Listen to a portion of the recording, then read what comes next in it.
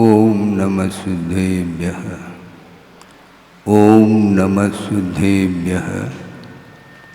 ओम नमः शुद्धेभ्यः। मंगलम भगवान वीरो मंगलम गौतमो वने मंगलम कुंदकुंदाद्यो जैन धर्मोस्तु मंगलम सर्वमंगल मांगल्यम सर्वकल्याणकारकम प्रधानम सर्वधर्माणां जैनम जयतु शासनम। अहिंसा परमो धर्म की महावीर भगवान की प्रातः स्मरणे परम पूजाचार्य गुरुवर श्री विद्यासागर जी मुनि महाराज की जय।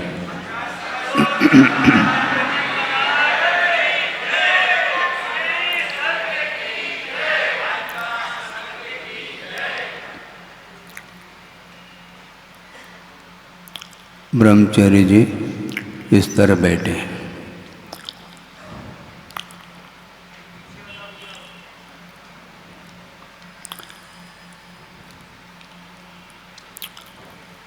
प्रतिदिन आपके सामने आगम के आधार से प्रसंग बनाते हुए विभिन्न विषयों पर विचार रखा जा रहा है और इस आगम का अंत नहीं है। इसलिए आगम का अंत नहीं ऐसा कहा जा रहा है। हालांकि वह द्रव्यागम शब्दात्मक होता है और शब्द संख्यात होते हैं और पदार्थ अनंतात्मक होता है और उसको प्ररूपित करने के लिए आगम सक्षम होता है। किसी विवक्षा को लेकर के ये चर्चा आपके सामने रखी जा रही है क्योंकि आगमकारों ने बहुत सूक्ष्मतम पदार्थ का विश्लेषण किया है, उस ओर शायद ही किसी की दृष्टि जाती हो। दिव्य ध्वनि है, यह दिव्य ध्वनि शब्दात्मक होती है और शब्दों के माध्यम से वह वस्तु तत्व की प्ररूपणा वह दिव्य ध्वनि कर रही है। किंतु ये ध्यान रखें, केवल ज्ञान का विषय जो होता है वह अनंतात्मक होता है। केवल ज्ञान क्षायिक ज्ञान माना जाता है। मूर्ता चेतना चेतनात्मक पदार्थ को जानने की क्षमता उसके अंदर है और इतना ही नहीं, उस द्रव्यगत जितने भी अनंतानंत गुण हैं उनकी जो अवस्थाएं हैं उन सबको एक साथ और एक समय में क्रम नहीं, वह क्षय ज्ञान क्रमिक नहीं होता, वह अक्रम जान लेता है। कोई भी केवल ज्ञान उत्पन्न होने के समय पे जो पदार्थ उनके केवल ज्ञान का विषय बन रहा है, अनंतर समय में उन्हीं पदार्थों को वो जान रहे हैं। उनके लिए कोई नया नहीं है, कोई ऐसा पदार्थ अवशिष्ट नहीं रहता जो ज्ञेय के रूप में हो, किंतु प्रत्येक समय उन्हीं पदार्थों को वो जानते हैं जिसको जान चुके हैं। क्योंकि अति समयवर्ती अनंत अवस्थाएं व्यतीत हो चुकी हैं, उनको भी और अनागत यानी भविष्यत में जितने भी पर्याय उत्पन्न होंगी उन सब को वो केवल ज्ञान के माध्यम से जान रहे हैं। इसलिए एक समय में उन्हें ज्ञान उत्पन्न हुआ, मात्र रिपीट हो रहा है, पुनरावृत्ति हो रही है, क्योंकि वह अक्रम ज्ञान माना जाता है। किंतु केवल ज्ञान होने के पूर्व में जो ज्ञान की परिणति है वह क्रमिक परिणति है। क्रम क्रम से पदार्थ को हम जानते हैं। समझने के लिए आपके पीठ के पीछे कोई पदार्थ है, उसका बोध आपको हो रहा है क्या? नहीं हो सकता, क्योंकि वह सामने नहीं है। आजू बाजू और ऊपर ये जितनी भी दिशाएं हैं, उन दिशाओं में बहुत सारे पदार्थ उपस्थित हैं, किंतु उसका बोध छद्मस्त अवस्था में नहीं हो पाता। आपके पास कितनी आंखें हैं? 2 है ना? दोनों आंखों के माध्यम से विपरीत दिशा में उपस्थित जो पदार्थ हैं उनको आप जान सकते हैं एक साथ। इधर देखेंगे तो एक आंख के द्वारा नहीं देखते, किंतु ये आंख सपोर्ट दे देता है, यूं कर देते हैं, और एंगल को भी घुमाना पड़ता है। ये छद्मस्त की परिणति है। आप किताब खोल करके पढ़ रहे हैं, आपकी दृष्टि उस ग्रंथ में है, और ग्रंथ में कितनी लाइन है ये भी आपको ज्ञात है, किंतु क्रम से गिनना पड़ेगा। और पढ़ते समय एक अक्षर की ओर जिस समय आपका उपयोग रहता है, वो समय अन्य जितने भी उत्तरवर्ती जो अक्षर हैं उस ओर आपकी दृष्टि, आपका उपयोग नहीं रहता है। किंतु महसूस करते हैं आप बहुत स्पीड से बोल रहे हैं अथवा पढ़ रहे होते हैं, क्योंकि यह प्रशिक्षण का प्रभाव है। प्राथमिक भूमिका में छात्र जो पहली कक्षा का है अथवा उसके नीचे भी जो भूमिकाएं हो सकती हैं, तो उस कक्षा में वह पढ़ता है, वो जिसको वर्ण वाला बोलते हैं, तो एक एक अक्षर का ज्ञान उसे कराया जा रहा है क्रम क्रम से। ककड़ी का क, और वो ककड़ी और लिखना पड़ेगा ताकि उसके माध्यम से उसको बोध हो सके। तो इस प्रकार कोई न कोई सपोर्ट के लिए विषय दिया जाता है, सचित्र भी पढ़ाई होती है। तो ये क्रमिक ये पढ़ाई माने चाहिए। ज्ञान जो हो रहा है छद्मस्त अवस्था में वो क्रमशः होता है। और दिव्य ध्वनि में जो भी विषय आया है वह अपने आप में अनंतात्मक नहीं आया, क्योंकि अनंत का ज्ञान शब्दातीत होता है, और शब्द के माध्यम से जो भी पदार्थ का ज्ञान हो रहा है वह सीमित पदार्थ का ही ज्ञान होता है। मैं आपकी दृष्टि उस ओर ले जाना चाह रहा हूं कि आगमकार क्या कहना चाहते हैं। कथ्य और अकथ्य ये 2 चीजें हैं। कथ्य का अर्थ होता है कथन के योग्य, कथयितुम योग्यः कथ्यः। जो कथन के योग्य नहीं है वह अकथ्य माना जाता है। अब समस्या ये है, दिव्य ध्वनि में जो भी विषय आया है वह सारा सारा कथ्य नहीं। आपके लिए नया विषय हो सकता है। दिव्य ध्वनि में जो विषय आया है वह सारा का सारा कथ्य नहीं है, उसका अनंतवा भाग ही वह कथन में आता है। तो बाकी का विषय कथ्य नहीं है क्या महाराज? वह छद्मस्त के द्वारा कथ्य नहीं है। वैसे कथन ही करने योग्य है, किंतु वह गणधर परमेष्टि के द्वारा भी वह विषय कथन करने योग्य नहीं है।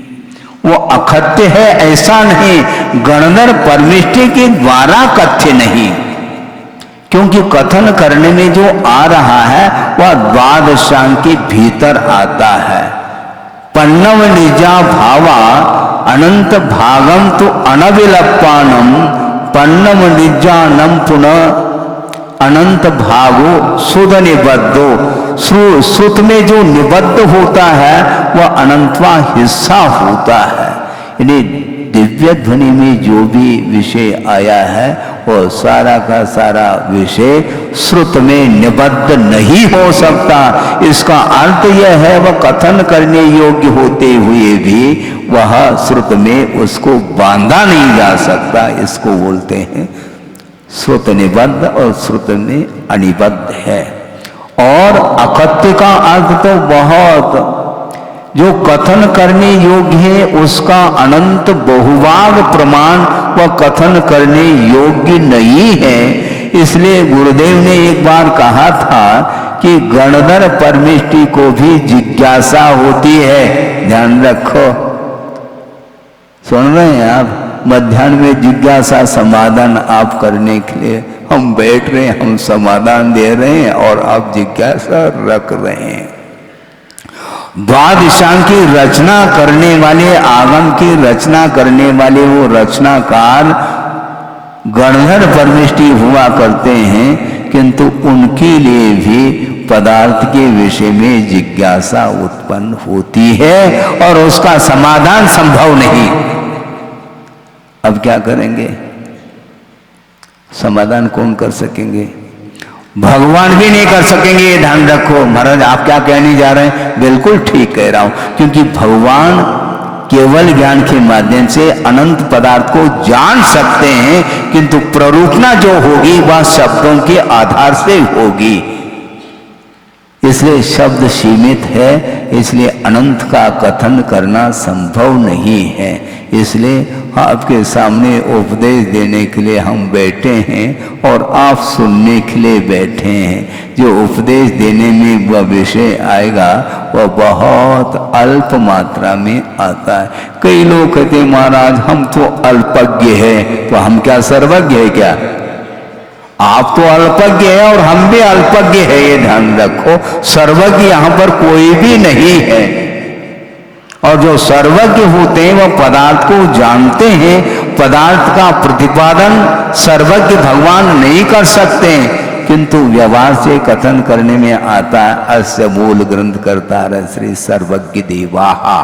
ये जो कथन करने में आ रहा है ये व्यवहार से आ रहा है, क्योंकि दिव्य गणित में जो विषय आया है उसका आलम्बन लेकर के गणधर परमेष्टि ने उसकी प्ररूपना की है, उसका प्रतिपादन किया है, किंतु अर्थ का बोध जो हो रहा है वह केवली भगवान के द्वारा हो रहा है। ये कथन करने में आ रहा है। अब सोचो विचार को, द्वादशांग की रचना करने वाले गणधर परमेष्टि भी समस्त पदार्थ को जान नहीं सकते। यदि जानने लग जाए छद्मस्त अवस्था में तो सर्वज्ञ और अल्पज्ञ में अंतर क्या रहा? सर्वज्ञ और छद्मस्त में अंतर क्या रहा? कोई अंतर नहीं रह सकता। इसलिए हम और आप सर्वज्ञ नहीं किंतु छद्मस्त है। इसलिए जितना ज्ञान आपको उपलब्ध है उसी में संतोष धारण करके प्रयोजन भूत जो तत्व है उसका परिज्ञान करने के लिए अपने को पुरुषार्थ करना है। बहुत सारा विषय अप्रयोजन भूत है।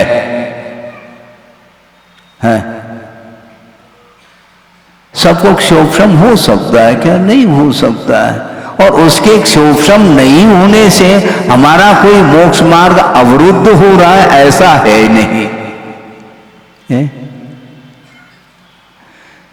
आपके सामने स्वर्ग का दृश्य देखने में आ रहा है?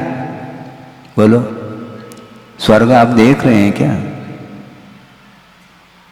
यहां पर स्वर्ग की परिकल्पना करना अलग वस्तु, किंतु स्वर्ग का वह परिदृश्य आपके सामने नहीं आ सकता, किंतु वह श्रद्धा का विषय बनता है।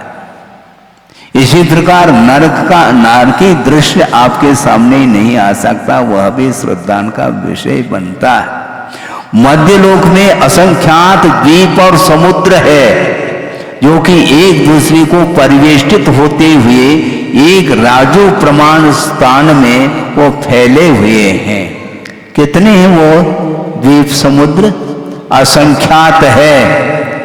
अब रिपीट होता चला जाएगा। उनके जो नाम हैं वह रिपीट होंगे, पुनरावृत्ति होगी, क्योंकि शब्द संख्यात है और द्वीप और समुद्र असंख्यात है। तो जम्बू द्वीप के नाम से कई द्वीप होंगे, जबकि समस्त द्वीप और समुद्र के बीच में वह जम्बू द्वीप है। उसी नाम राशि को लेकर के कई द्वीप रहेंगे। लवण समुद्र के नाम को लेकर के कई समुद्र रहेंगे, इसलिए शब्द संख्यात है और वह द्वीप और समुद्र असंख्यात है, ये कहा जा रहा है। इसलिए वस्तुतः जब असंख्यात पकड़ में नहीं आ रहा है तो वह अनंतात्मक वस्तु पकड़ में कैसे आ सकती है। इसलिए अपने को श्रद्धा का विषय बनाना है, क्योंकि सर्वज्ञ भगवान कभी भी अन्यथावादी नहीं होते। उन्होंने जो कहा है वह वज्र की लकीर है, ऐसा मान करके श्रद्धा करना चाहिए। हम कैसे करेंगे महाराज? करना तो आप ही को है। जिस समय जन्म हो जाता है बालक का, शिशु का, उसके बाद कुछ ही दिनों में थोड़े बहुत उसकी क्षमता आ जाती है, समझाने से वह समझ सकता है। ये तुम्हारे कौन है? हाँ, पापा है और ये माँ है, आदि आदि। और मान लो आपने कहा है ये तुम्हारे पिताजी है, और मान लो वस्तुतः वह नहीं है, तो वो स्वीकार कर लेता है, क्योंकि उसको जानकारी है ही नहीं, इसलिए वह विश्वास करता है ये तुम्हारे पिताजी है, ये तुम्हारे भाई है, ये माँ है, ये बहन है। किंतु उसको कोई भी जानकारी, अधिकृत जानकारी नहीं, किंतु वह आपके ऊपर श्रद्धा करता है, विश्वास करता है, और बुलाने से आपके पास वह आता है। और हो सकता है आप पिताजी ना हो तो अब भी बुलाने से वह आता है, क्योंकि आपने सिखाया है ये पिताजी है। तो जैसे सिखाते हैं वैसे सीखा करो, प्रश्न ज़्यादा न किया करो। हाँ, प्रश्न करने से उसका उत्तर संभव नहीं, क्योंकि अनंतात्मक जो पदार्थ है उसका समाधान, उसका उत्तर हम दे कैसे सकते हैं? संभव नहीं है। इसलिए श्रद्धा का विषय बनाना चाहिए, और प्रयोजनभूत जो तत्व है उसका परिज्ञान आपको करना चाहिए। संसार के लिए कारण क्या है, मोक्ष के लिए कौन से साधन हैं, इसका बोध आपको होना चाहिए। और इसका बोध कराने के लिए चातुर्मास की भी कोई आवश्यकता नहीं है, ध्यान रखो। महाराज ऐसा मत कहो आप ऐसा मत कहो। क्या कहूँ मैं? क्योंकि चतुर्मास में भी वह विषय समाप्त नहीं होगा।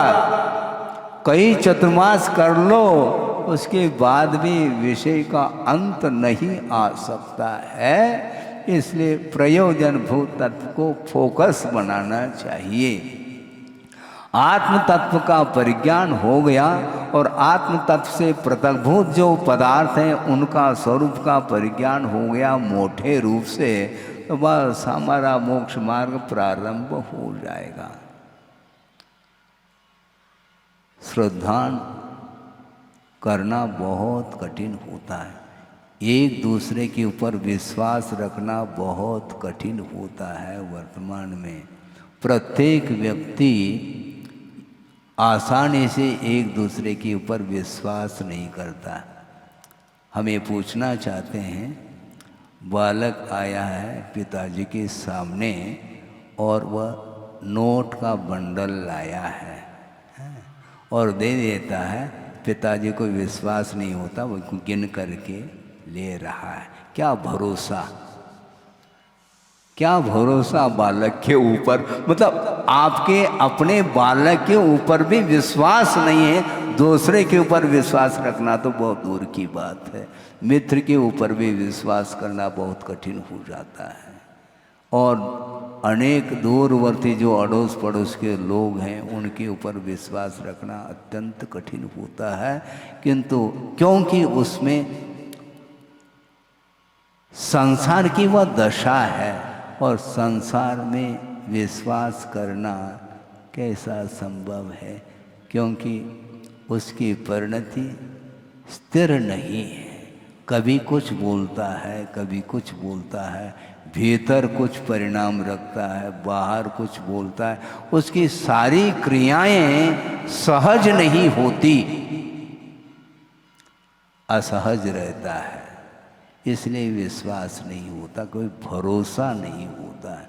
और भरोसा यदि होता है तो वह नवजात शिशु के ऊपर भरोसा होता है, क्योंकि उसके अंदर कोई भी फितूरी नहीं आई है, संसार का प्रभाव उसके ऊपर नहीं पड़ रहा है।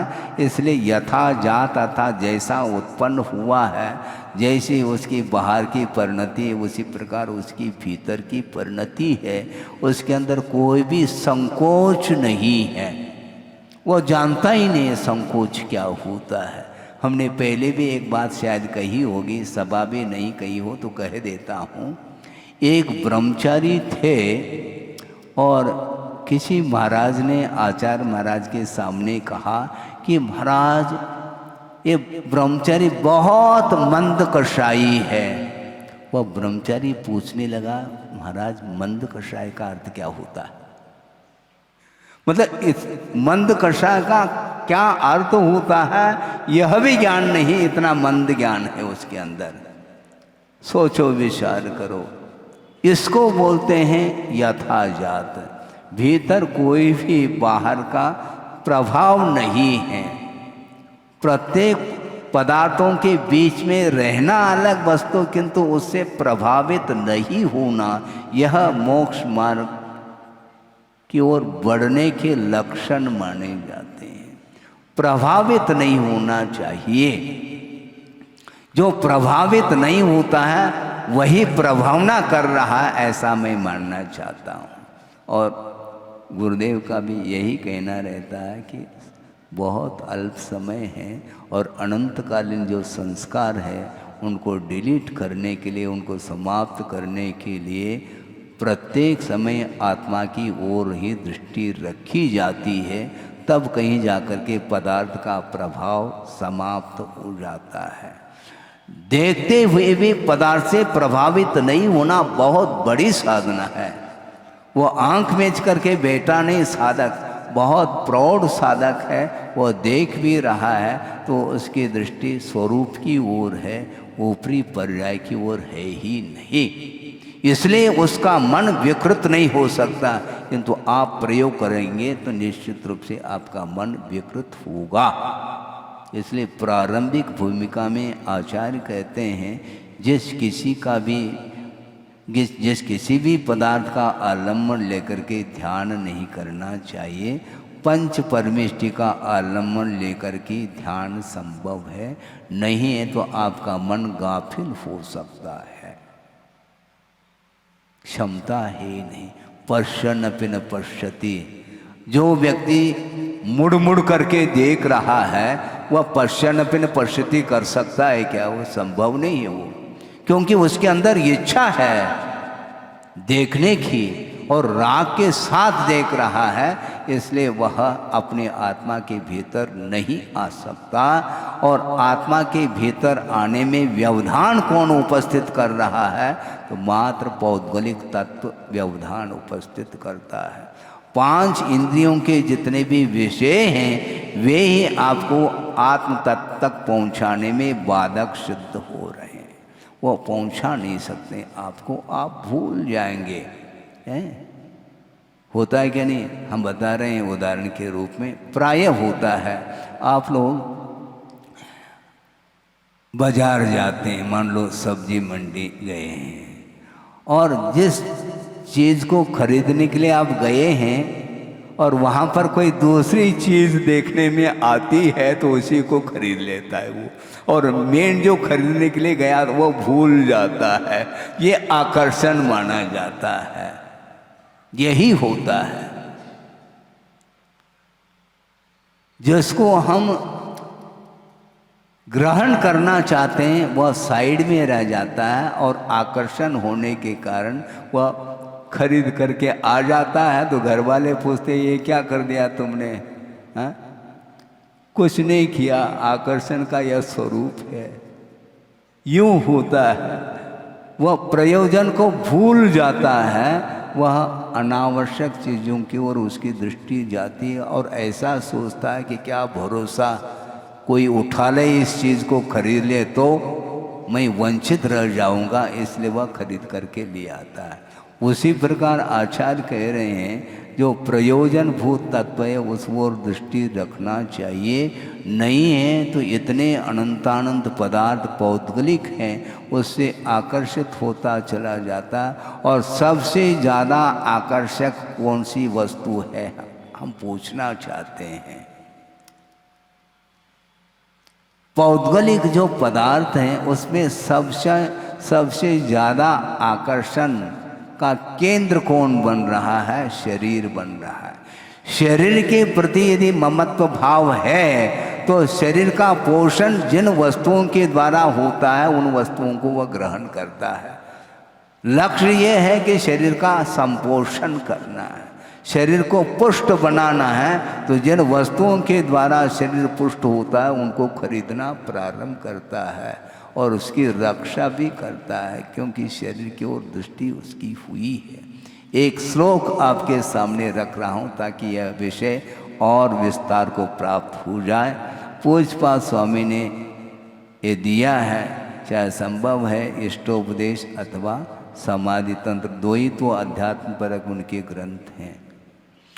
उसमें उन्होंने एक श्लोक में बहुत भाव ऐसे दिए हैं, वो आपके सामने रख रहा हूँ कि साधक की कैसी दृष्टि होती है और संसारी प्राणी की दृष्टि किसकी मात्मक होती है। सारा चित्रण उस श्लोक में किया है। शुभम शुभम शरीरम दिव्यांश्च विषयान अभिवांछति। शुभम शरीरम दिव्यांश्च विषयान अभिवांछति।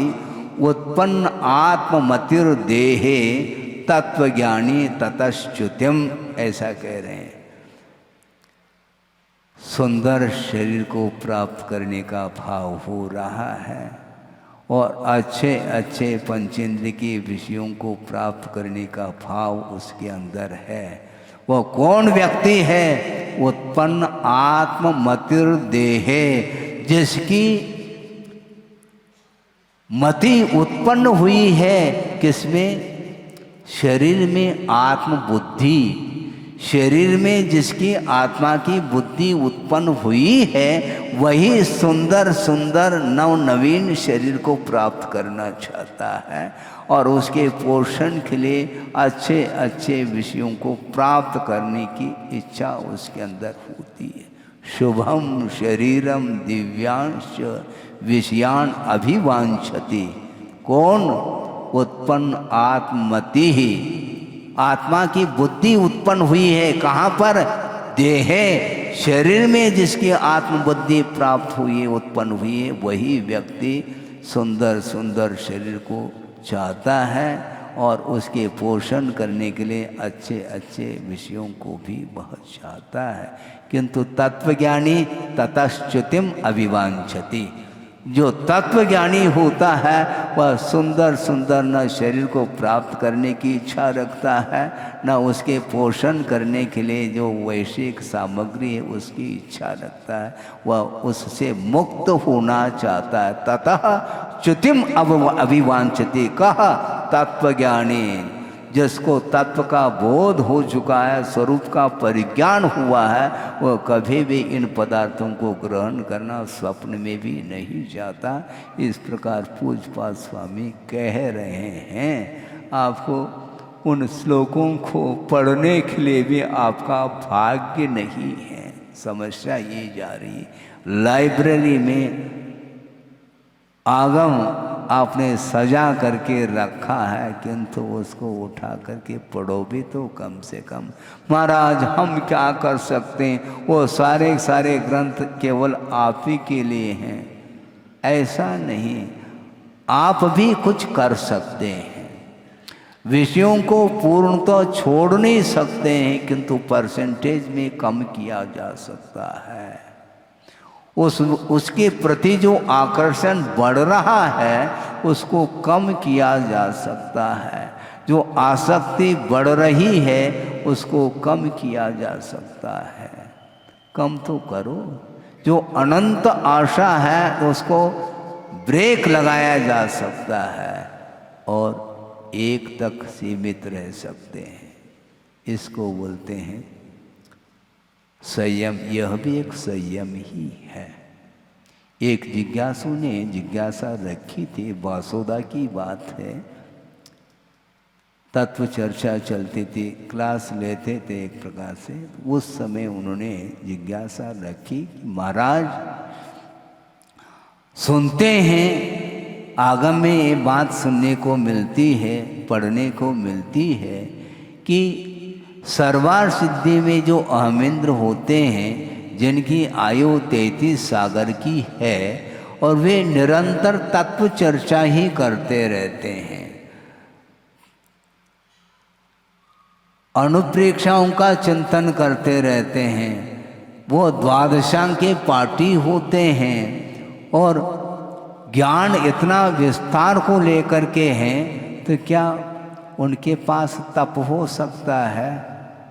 उनका भाव था, क्योंकि ज्ञान विनय, दर्शन विनय, चारित्र विनय आदि आदि विनय का प्रकरण आता है। तो वह स्वयं सम्यक दृष्टि है, क्षायिक सम्यक दृष्टि भी हो सकते हैं और द्वादशांग के पाठी हैं। तो ऐसी स्थिति में ज्ञान के प्रति विनय का भाव उनके अंदर आता है क्या?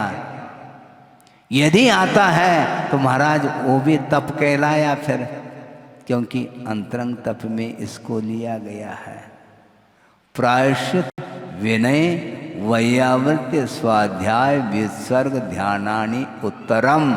उत्तरम अर्थात आभ्यंतर तप 6 प्रकार का होता है, जिसमें प्रायश्चित भी एक तप माना गया है और विनय भी माना गया है। तो विनय वो करते हैं क्या महाराज? तो विनय करेंगे तो वहाँ पर भी तप हो जाएगा। आप समझना क्या चाहते हैं, मुझे बोलो आप, क्योंकि वो असही में है महाराज, वो तप कैसे करेंगे? ये ध्यान रखो। तप बोलते किसको? जिसके माध्यम से कर्मों की निर्जरा हो, जिसके माध्यम से यथायोग्य संवर हो, उसको हम तप के कोटि में गिनते हैं। क्योंकि श्रद्धानात्मक भी तप होता है, ये ध्यान रखो। आप तप नहीं कर सकते, कोई बाधा नहीं, किंतु तप के प्रति जो श्रद्धान है, तप के प्रति जो विनय है, वह तप तक ले जाता है? तप की ओर गति उसकी होती है। अविरत सम्यक दृष्टि है, जिसने कोई भी तप को अंगीकार नहीं किया, संयम को अंगीकार नहीं किया, रत्नत्रय को अंगीकार नहीं किया, किंतु रत्नत्रय के प्रति जो गाढ़ आस्था है उसको कौन रोक सकता है? और आपकी आस्था है क्या? नहीं, बिल्कुल है। कोई तपस्वी आ जाए तो आप खड़े हो जाएंगे। आप तप कर रहे हैं क्या? तप तो कर नहीं रहे, किंतु तप का समर्थन, तप का आदर किया जा रहा है, तप का बहुमान किया जा रहा है। वस्तुतः वही आगे जाकर के तपस्वी बन सकता है, ऐसा उनको उत्तर दिया था और ये आगमिक उत्तर है। हालांकि वहाँ पर कोई भी संकल्प पूर्वक संयम इत्यादि ग्रहण किया नहीं जा सकता, ये अलग वस्तु, किंतु इसके उपरांत भी जो वो फल मिला है उन्हें, वह रत्नत्रय का ही परिणाम है। हर व्यक्ति वहाँ पर, प्रत्येक व्यक्ति की एंट्री सर्वार्थ सिद्धि में नहीं है, ध्यान रखो। और वर्तमान में अच्छे तप करने वाले जो साधक हैं श्रवण, उनको भी सर्वार्थ सिद्धि वर्तमान में नहीं मिलेगी। हाँ, आज कहाँ तक जा सकते हैं महाराज? सोनन के हिसाब से 16वें स्वर्ग तक जा सकते हैं। कौन कौन जा सकते हैं महाराज?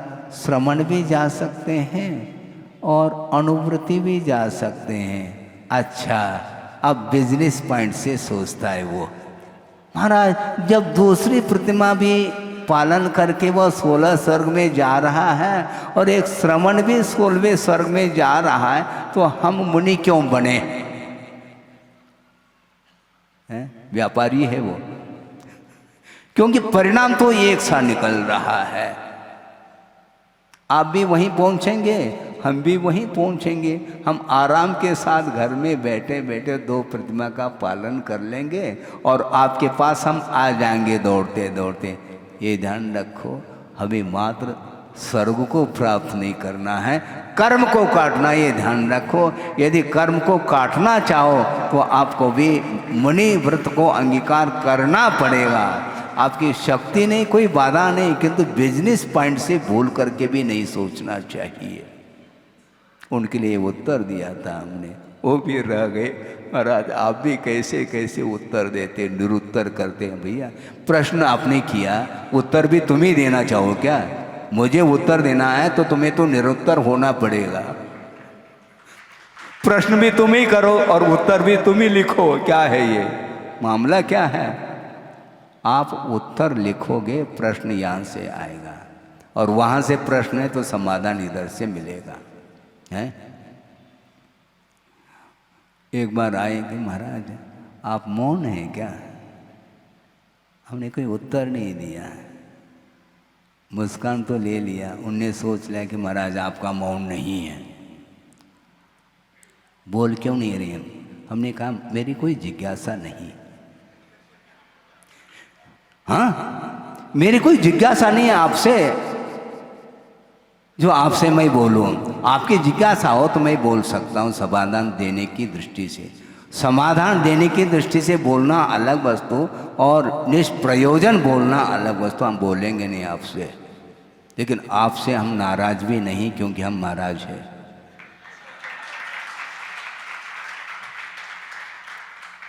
यदि नाराज है तो फिर महाराज नहीं है, महाराज है तो नाराज नहीं। कई लोग कहते महाराज गलती हो गई, बहुत दिन हो गए महाराज। आप समझ रहे होंगे बहुत दिन का अर्थ क्या होता है, समझ रहे हैं? एक शोषम तगड़ा है आपका, बहुत दिन हो गए, अर्थात महाराज बहुत दिन से हम प्रतीक्षारत है, गंधोदक नहीं मिल रहा। हमने कहा कमंडल भरा हुआ चाहिए क्या? नहीं, ये ऐसा नहीं चाहिए महाराज, हम तो चौके में गंधोदक चाहते हैं। हाँ ये है, क्या है ये? मैं क्या कह रहा था? तो वो तो है कि वस्तुतः हाँ बिजनेस पॉइंट की बात आई थी, क्योंकि हम व्यापारी रहे नहीं थे। आप हो सकते हैं पूर्व में रह आए हों, इसलिए आपको याद आ गया जल्दी। बिल्कुल ठीक है, इसमें क्या दिक्कत है? वो बिल्कुल हंस रहे, उनको ज्ञात हो रहा है कि बिल्कुल ठीक कह रहे हैं महाराज। बिजनेस पॉइंट से सोचो नहीं, क्योंकि हमें स्वर्ग प्राप्त नहीं करना, हमें कर्म निर्जना करनी है। कर्म निर्जना के उद्देश्य से आप 2 प्रतिमा पालन कर लो अथवा 1 प्रतिमा पालन कर लो, अथवा सम्यक दर्शन को सुरक्षित रखो और स्वर्ग पहुंच जाओ, कोई बाधा नहीं हमें, क्योंकि हमें स्वर्ग हमारा लक्ष्य नहीं है। हमारा लक्ष्य क्या है? मोक्ष प्राप्त करना, और मोक्ष प्राप्त करने का लक्ष्य हमारा है तो निश्चित रूप से धर्म ध्यान की सामग्री का ही आलम्बन लिया जाएगा। जो व्यक्ति आर्थ ध्यान की सामग्री का आलम्बन ले रहा है और उस सामग्री के माध्यम से वह धर्म ध्यान करना चाहता है, तो भूल जाओ आप, क्योंकि कारण के अनुरूप कार्य होता है। धर्म ध्यान की सामग्री के द्वारा धर्म ध्यान होगा, आर्थ ध्यान की सामग्री के द्वारा आर्थ ध्यान ही होगा। भले उसके स्तर अनेक प्रकार के हो, तारतम्य हो, ये बात अलग है, क्योंकि विषयों के माध्यम से कभी धर्म ध्यान नहीं हो सकता है। दिव्यान विषयान अभिवांछति, शुभम शरीरम अपि अभिवांछति। कहा कौन चाहता है उत्पन्न आत्मतिर्देहे, जिसकी आत्मा की बुद्धि हुई है शरीर में, वही व्यक्ति बार बार सुंदर सुंदर शरीर को प्राप्त करने का भाव रखता है, और निदान के माध्यम से वह अगली पर्याय मुझे मिले तो सुंदर सुंदरतम शरीर मुझे मिले, इस प्रकार भाव रखता है। इसलिए इस प्रकार भाव रखने वाला जो व्यक्ति होता है उसको नवनवीन शरीर मिल सकता है, किंतु शरीरातीत जो अविनश्वर सुख है, क्षायिक सुख है, उससे वह वंचित रहता है बंधुओं। इसलिए पुद्गल पदार्थों को लेकर के जो आकर्षण बना हुआ है उसको समाप्त करना है, क्योंकि तत्व ज्ञानी ततश्च्युतिम अविवांछति। तत्व की ओर जिसकी दृष्टि जाती है उसको कुछ भी संसार में रुचता नहीं। वह हमेशा वह निरीता के साथ वैराग्य के साथ ही जीवन व्यतीत करता है। निरंतर वह अभीक्ष्ण संवेग में रहता है। संवेग अर्थात भीति, किससे? संसार से भीति। कई लोग नरक से डरते हैं। नरक से क्यों डरते हो तुम? नरक जाने की जो सामग्री है उससे डरो, पाप से डरो। पाप के फल से क्यों डरते हो तुम? पाप से डरना चाहिए, पाप भीरू होना चाहिए। हाँ, और विषयों के माध्यम से पाप का अर्जन होता है, उसके माध्यम से परिभ्रमण करना पड़ता है। आपका समय धीरे धीरे हो रहा है। और भी जो विशेष विषय हैं, बहुत सारा विषय, क्योंकि शुरुआत में हमने बात रखी थी कि आगम का कोई अंत नहीं है, शब्द सीमित होते हैं, पुनरावृत्ति होगी, हैं? एक ही नाम राशि वाले रहते हैं तो उसमें विशेषण प्रारंभ होते हैं। विशेषण क्यों लगाए जाते हैं? क्योंकि दूसरे से अपने आप को पृथक सिद्ध करना है, तो वहाँ पर विशेषण चाहिए। और आचार्य कहते हैं कि विशेषण से जो मुक्त होता है वही मुक्त होता है, क्योंकि महासत्ता की ओर दृष्टि जिसकी जाती है वह विशेषण से ऊपर उठना चाहता है। विशेषण की कोई आवश्यकता नहीं मुझे, है?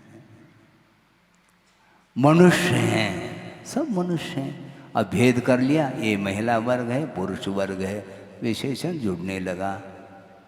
और मनुष्य आयु का उदय, मनुष्य बुद्धि का उदय सबको प्राप्त है। इसमें सामान्य बोध हो रहा है, और जो विभाजन है वह विशेषण के साथ चलता है। अब मनुष्य में भी यह पुरुष वर्ग है, उसमें भी वीआईपी अलग है, ये रईस है, और ये गरीब है। ये गरीब और अमीर, इसका विभाजन जो हुआ है वह वित्त को लेकर के हुआ है। अनेक प्रकार विशेषण अनेक अनेक मिलते रहते हैं। ये विद्वान हैं, इसका अर्थ दूसरा विद्वान नहीं है, तो उसके पास ज्ञान नहीं है क्या? है? ज्ञान का अभाव है क्या? नहीं, ज्ञान का अभाव तो नहीं है, अनुपात से ज्ञान कम है, इसलिए उसको अज्ञानी कहा जा रहा है। अल्प ज्ञान है, किंतु ज्ञान का अभाव थोड़ी हो सकता है। और जो अपने आप को ज्ञानी मान रहा है उसके पास भी पूर्ण ज्ञान नहीं है, अधूरा ही ज्ञान है उसका भी, किंतु तुलनात्मक दृष्टि से मेरे पास ज़्यादा ज्ञान है, इसके पास कम है। मैं अरबपति हूँ, ये करोड़पति है। मतलब करोड़पति के कारण अरबपति को सुख मिल रहा है, और अरबपति भी दुखी हो सकता है क्या महाराज? हाँ, हो सकता है, करोड़पति की अपेक्षा दुखी होगा। तुलना करते चले जाओ, उसका कोई अंत नहीं है। इसलिए बाहरी पदार्थों को लेकर के हम विचार करते हैं तो कभी भी हमें सुख और शांति मिल नहीं सकती। इसलिए जो तत्व ज्ञानी होता है वह कभी भी बाहरी पदार्थों की अभिलाषा वह नहीं रख सकता, उसकी इच्छा स्वप्न में भी नहीं होगी, बल्कि देने के उपरांत भी मुझे नहीं चाहिए, ऐसा वह कहता है। वह विशेषण से प्रभावित नहीं होता, ये ध्यान रखो, क्योंकि उसके अंदर रत्नत्रय है। रत्नत्रय से बढ़कर के और कौन सा विशेषण जोड़ना चाहो मुझे बताओ? हैं? जो विशेषण के काबिल हैं उनके लिए विशेषण चाहे जितने जोड़ो आप, हमें कोई आपत्ति नहीं, समर्थन करते हैं। गुरुदेव के लिए आप अनंत विशेषण जोड़ दो फिर भी कम पड़ेंगे, लेकिन ये ध्यान रखो मेरे लिए एक विशेषण भी मेरे लिए नुकसानदायक है। हाँ, आचार्य ने कहा ये इस ओर नहीं जाना, हाँ उस ओर नहीं जाना। आपने पढ़ा है तत्वार्थ? तत्वार्थ में प्रथम अध्याय में स्पष्ट कर दिया है रत्नत्रय मोक्ष का मार्ग है, रिद्धि मोक्ष का मार्ग नहीं। रत्नत्रय का वह परिणाम है। निर्दोष रत्नत्रय का पालन करने से रिद्धि आदि को उत्पन्न होते हैं, उसके कोई आवश्यकता मोक्ष मार्ग में नहीं। हमें मोक्ष पथ पर चलना है और मोक्ष पथ पर चलते बहुत कुछ सामग्री मिल सकती है, वह हमारा लक्ष्य नहीं है। हमारा लक्ष्य ना स्वर्ग है ना कुछ वैभव को प्राप्त करना है। हमें कर्म निर्जरा करने के लिए अवसर मिला है और देव गुरु शास्त्र का समागम अपने को उपलब्ध होता है। उसका सदुपयोग करते हुए अपने परिणामों को उज्ज्वल बनाने का पुरुषार्थ करते हैं तो निश्चित रूप से हमारा हित हो सकता है, आत्महित हो। इस पवित्र भावना के साथ अहिंसा परमो धर्म की जय।